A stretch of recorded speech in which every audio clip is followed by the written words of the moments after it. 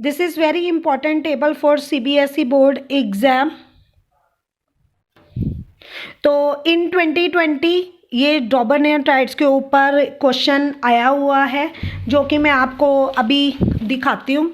ये देखिए, ये अभी रिसेंटली 2020 का ये सीबीएसई बोर्ड का क्वेश्चन पेपर है। उसके अंदर क्वेश्चन नंबर 17 जो है वो इसी चैप्टर से आया हुआ है।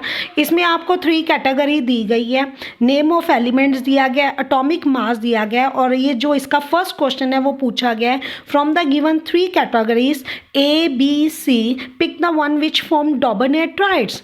तो हमने 3 ग्रुप किए हुए हैं, lithium, sodium, potassium, calcium, strontium, barium, chlorine, bromine and iodine. तो इसके अंदर इस ग्रुप में सिर्फ ये ग्रुप जो कैटेगरी ए जो है वो किसको फॉलो कर रही है? डॉबरनेयर ट्राइड्स को फॉलो कर रही है। तो ये जो डॉबरनेयर ट्राइड्स है, अगर हम फिर भी अगर हमें नहीं पता है कि ये जो है ये ग्रुप वैलिड है कि नहीं है, तो इसके लिए हमारे पास बहुत इजी मेथड है। आप सोडियम, जैसे हमारे पास ग्रुप बी है, तो इस ग्रुप में से हम क्या लेंगे? Sodium and arsenic. तो सोडियम का एटॉमिक मास है 14 और आर्सेनिक का 14 एटॉमिक मास है 74। इन दोनों को ऐड कर दो और डिवाइड कर दो इसको 2 के साथ, तो ये हमारे पास आ जाएगा 88/2। जब हम इसको डिवाइड करते हैं तो वी गेट 44। तो जब हम इसको डिवाइड करेंगे तो हमारे पास कितना आ रहा है? 44। लेकिन फॉस्फोरस का एटॉमिक मास कितना हो गया? 31। दैट मीन्स ये वैलिड नहीं हुआ। अब हम लेंगे सी ग्रुप। तो सी में हम लोग क्या करेंगे? 10.8 को 69.7 के साथ ऐड कर देंगे, तो ये हमारे पास आ जाएगा 80.5। तो जब 80.5 को हम 2 के साथ करते हैं तो 42 ज़ा 80 होता है, तो ये भी हमारे पास क्या हो गया? वैलिड नहीं हुआ।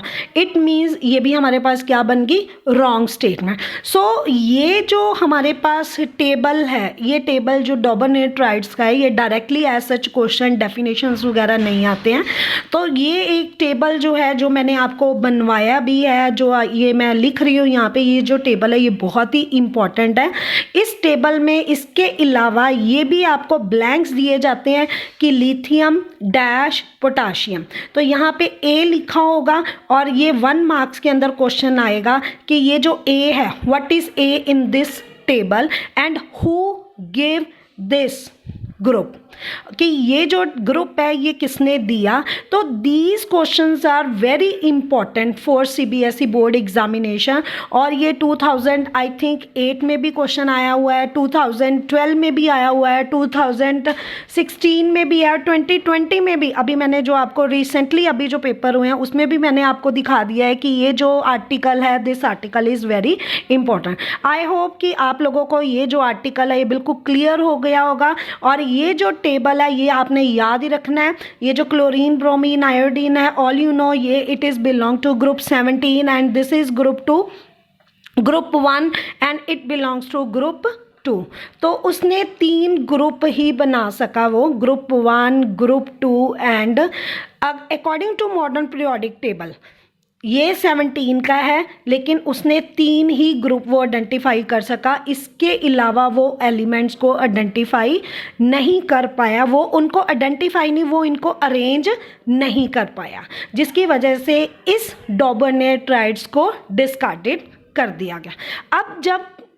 अब इसमें लिमिटेशन तो हमें बहुत सारी मिल गई हैं, कि लिमिटेशन ये हुई कि ये सिर्फ लिमिटेड फैक्टर तक ही वैलिड था, फिर वो सिर्फ 3 ही ग्रुप्स बना सका, वो बाकी जो ग्रुप्स थे उन ग्रुप्स को वो बिल्कुल भी क्लियर नहीं कर पाया। जैसे कि हमारे पास ये क्वेश्चन आया है, सोडियम, फास्फोरस, आर्सेनिक, अगर ये डॉबरनेयर ट्राइड्स बनाता तो अकॉर्डिंग टू हिम फॉस्फोरस का एटॉमिक मास क्या होना चाहिए था?